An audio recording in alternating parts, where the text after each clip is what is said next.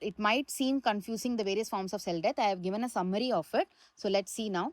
So in apoptosis, you are going to have cell shrinkage and nuclear shrinkage. So that is the only form of cell death in which this kind of cell shrinkage and nuclear shrinkage, that is nuclear chromatin condensation, is going to happen.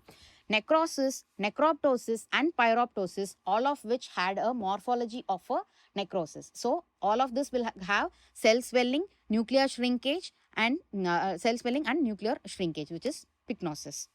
Then ferroptosis, I told both the cell and the nucleus is going to appear normal. It is only the mitochondria which is getting damaged.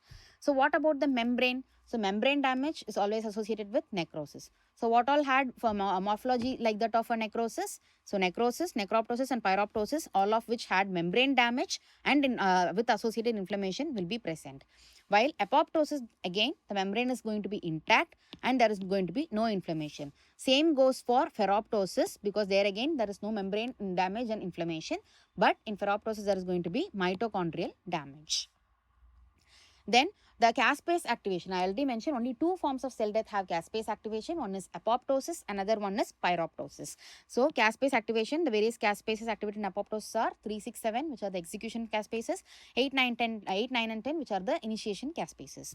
While in pyroptosis, it was caspases 1, 4, 5 and 11, which resulted in the activation of interleukin 1. So in necrosis, we don't have this caspases nor in ferroptosis. But in necroptosis, what was the pathway which was involved? It was the ripoptosome pathway, right? The formation of the ripoptosome, RIP3 kinase and RIP1 kinase.